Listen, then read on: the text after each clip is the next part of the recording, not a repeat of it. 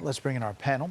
Harold Ford Jr., former Tennessee congressman, co-host of The Five. Lawrence Jones, co-host of Fox and Friends. And Martha MacCallum, anchor and executive editor of The Story with Martha MacCallum. A lot of talk, Martha, about this potential deal. The president talked to Laura Trump in an interview that will air this weekend about what the red lines are. Take a listen. Is there a line that they would cross for you to go on the offensive again militarily? Well, a deal that wasn't going to be good for us is the line, ultimately, because, you know, I'm playing it out and we're going to see, and that's what I do. I negotiate, they negotiate, they're very good negotiators. The mistakes have been made in wars where you wipe out everybody and then you have a country that's, you know, for 40 years can never rebuild. So we've seen this back and forth. Yeah. This seems further down the road than others have been. Yeah, I think it's very interesting what he said there. They're good negotiators. He always, as a deal maker, is trying to sort of put a hand out on the one side of the equation to encourage them to make some kind of deal that he can live with, which would clearly mean opening that strait, not controlling it. On the other side of the equation, you've got Iran continuing to say basically exactly the same thing they've always said, that they have a sovereign right to enrich uranium and that they plan to control the strait. So it doesn't feel like we're any closer than we were before. Yeah. And the question of the dichotomy between one leadership group in Iran and the IRGC plays out every day. Without question. Thanks for having me on. I think Martha nailed it. The president from the outset said that our reason for doing this and that the only way he would end this with the Iranians is if we ensured that they did not have the ability to enrich enough uranium to build a nuclear weapon. This war started February 28th. We have basically spent $500 million to $1 billion a day with our military fighting the war. The American people have spent more than $1 billion, almost $1 billion a day at the gas pump, and with clothing prices and food prices going up. I would urge the president not to take the deal from what it's been reported. I hope the deal-making ability of this president comes through, because if he accepts this deal, based on the reporting, which would be a 60-day moratorium or a 60-day ceasefire, opening of the strait, but they still have the uranium. Remember, Mr. Kushner and Mr. Witkoff told us that they may have been a few days, if not a few weeks away from being able to develop a nuclear weapon.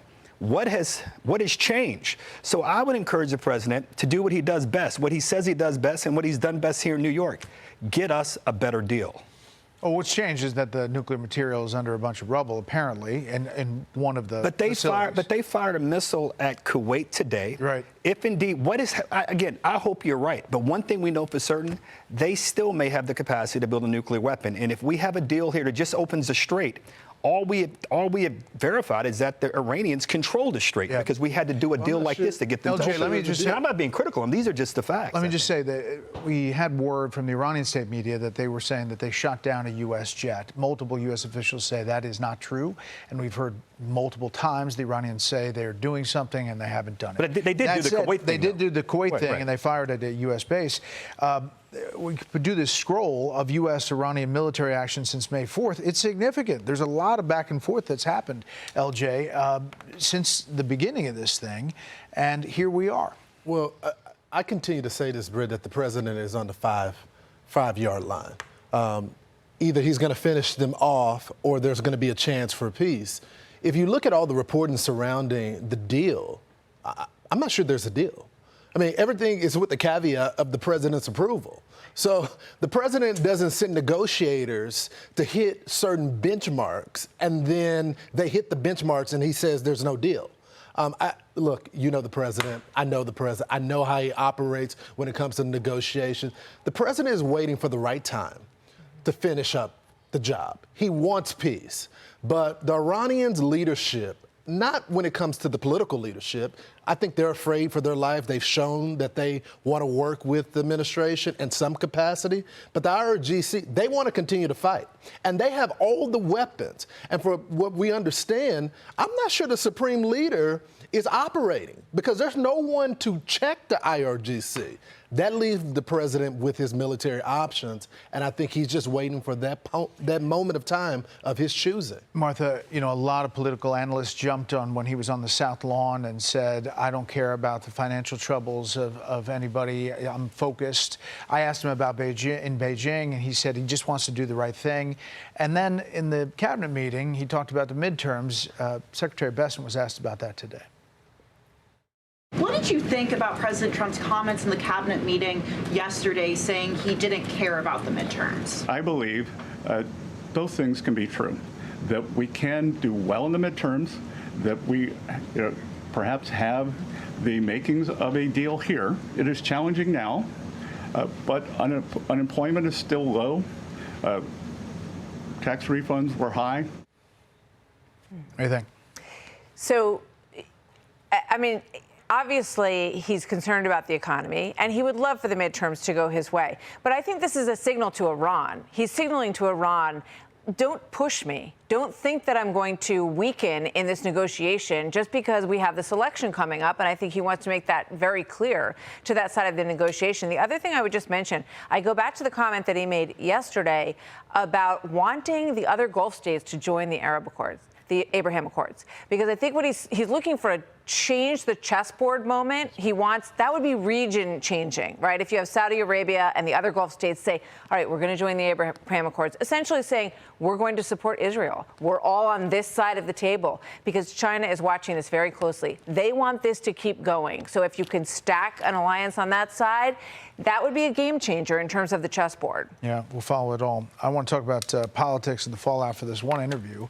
Jill Biden, if you remember, flashback to after the debate, Jill Biden, the former First Lady, reacting right after the debate. Take a listen. Joe, you did such a great job. You answered every question. You knew all the...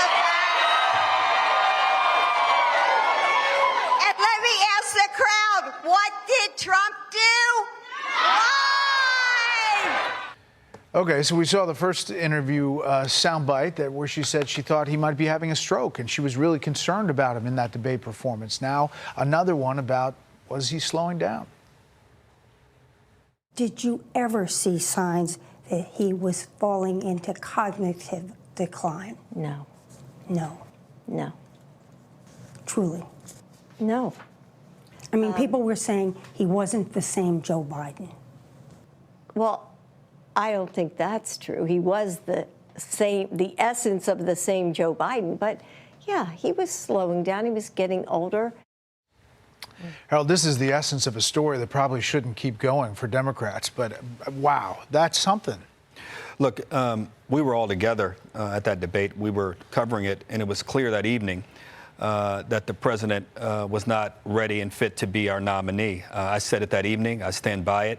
I wished him nothing but the best. I give her the grace that she deserves. She said what she said at the end of the campaign, and I give her credit, and it's a lot of courage for her to say what she's saying now. What I hope happens is that Democrats move on, because only we're going to win in the fall is if we move on. But LJ, this is quite something. This review of saying I was concerned that he was having a stroke, and then I took him to Waffle House right after the debate.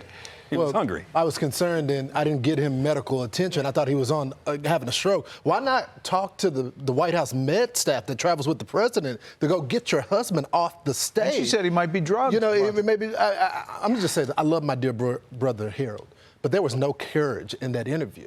The cover-up continues. And the problem is that was okay before everyone was on the same page. The media is now on the same page, left and right. Democrat consultants, the American people, they drug him off the ballot. So to continue to lie after everyone knows the truth, I think that's just insanity. I mean, she continues to say what everyone with their own two eyes knows isn't true. And it's a terrible look. She should have just said, yes, that night was the beginning of our reflection process. And you all saw where he ended up. He left the race. Period, the end. Exactly. Thank you. Be sure to like and subscribe for all the Fox News latest on YouTube, and catch full shows streaming now on Fox One.